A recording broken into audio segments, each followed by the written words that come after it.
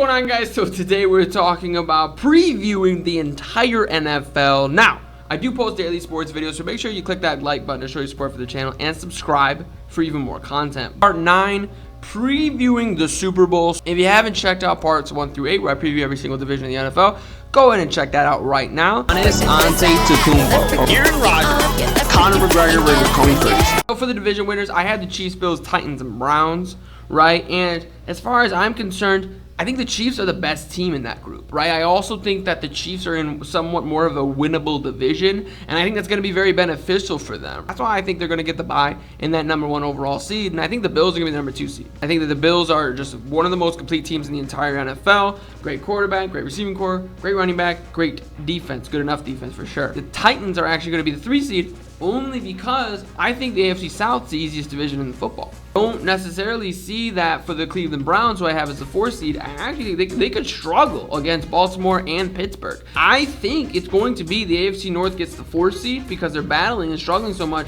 and then the second place team in the AFC North gets the 5 seed. I think that's what's going to happen, and I think the way it plays out is Baltimore ends up getting that 5 seed, and Pittsburgh actually ends up getting the 6 seed. I think people need to put a little bit more respect on Pittsburgh's name and understand that a quarterback of Ben Roethlisberger's caliber, they don't just fall off a cliff. And then the final team, I do have the Colts as the 7th seed, but this is all predicated on Carson Wentz's health, right? So that gives us Bills versus either the Colts or the Dolphins. Regardless of which team makes it that spot, the Bills are going to move on. That was pretty obvious. Titans, now, they did go out and get Julio Jones. His health at the end of the season is going to be very important, you know what I mean? It's kind of like they don't need him at the start of the season. They need him healthy at the end of the season. So I think the Titans need to make sure that they format the season correctly that way. I think the Titans are a better team than the Steelers.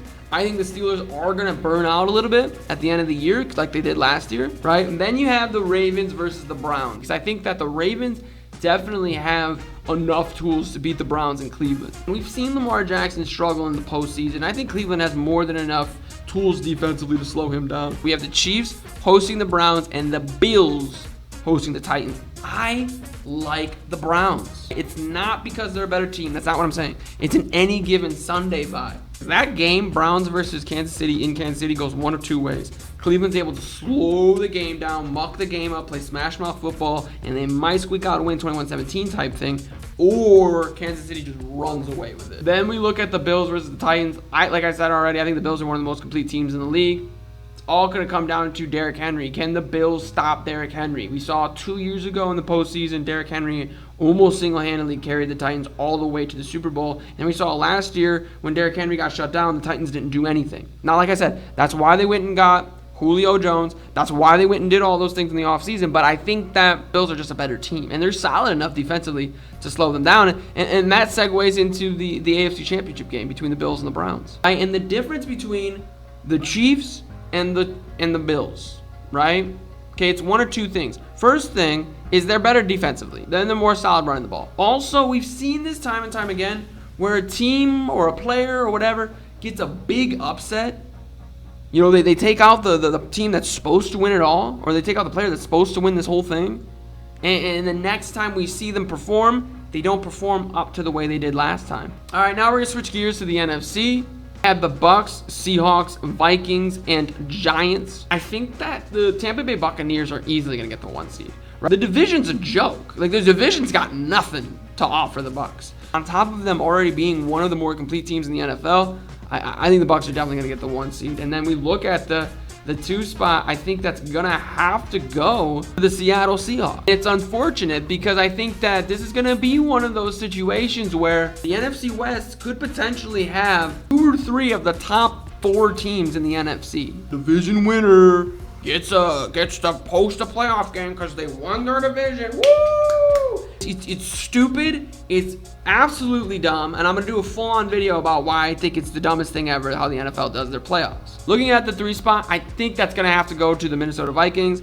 I think it's just going to come down to how well they play outside of their division between them and the Giants. I think the Giants get the 4 seed then, only because I don't think they're going to do super well outside of their division, but in their division, they could easily sweep. They're easily the most complete team in their division. But like I said when I was talking about the NFC East, all comes down to Daniel Jones. Wild card teams, I think the Rams easily get the 5 seed. I think the only way the Rams don't get the 5 seed is if the Cardinals take it from them. Green Bay and San Francisco. Now, I think Green Bay could be better than San Francisco, but I also think San Francisco could take that spot. Just depends on how Aaron Rodgers is feeling and playing at the end of the season, because this could go south really fast. And if it goes south really fast, Packers are not coming anywhere near the playoffs, right? So then that gives us the number 2 overall seed being the Seattle Seahawks taking on division rival San Francisco 49ers. I think that Seattle easily wins this game. I think that Seattle addressed a lot of issues they had in the offseason. They still have one of the best coaches in the football, and they still have one of the best quarterbacks in football. That's all you need. We're looking at the Minnesota Vikings taking on Cardinals. I think that the Vikings actually got this. Kyler Murray's first playoff game. It's on the road. I know they're going to have a better record.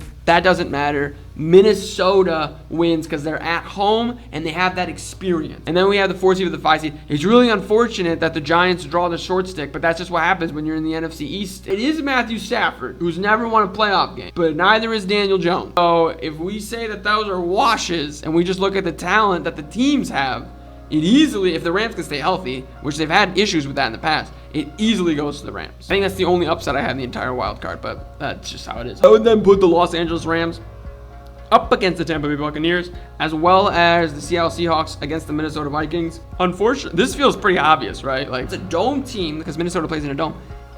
On the road in the winter, in Seattle, of all places. Like, absolutely not, right? And then we have the Rams versus the Bucks. I think this is where we really see Matthew Stafford's true colors, to be honest. I think he's going to struggle. I think he's going to throw some interceptions that don't make any sense. And I think that a lot of people in Los Angeles are going to be like, why did we trade so much for that? And then you have the Tampa Bay Buccaneers against the Seattle Seahawks. Man, I would hate to see the Bucs make it to another Super Bowl. They are going to be at home. Does Seattle have the team capable of slowing down Tom Brady and Tampa Bay? Tampa Bay is just by and large the clear-cut favorite of the NFC. And we have Tampa Bay versus Buffalo. Will Josh Allen rise to the occasion? Will he play like it's his first Super Bowl? Or will he play outside of his mind and have a phenomenal game? That's the only way Buffalo wins this game. Been my fantasy quarterback the last 2 years. I'm a little biased towards him, and I am also a little biased towards Tom Brady not getting his 8th ring. 14th ring? I've lost track. That's right, the Buffalo Bills to win the Super Bowl this year. Let me know what you guys think. What team do you think has the best chance of winning the Super Bowl? Let me know in those comments down below. Click that like button to show your support for the channel. Subscribe for even more content. Most importantly of all,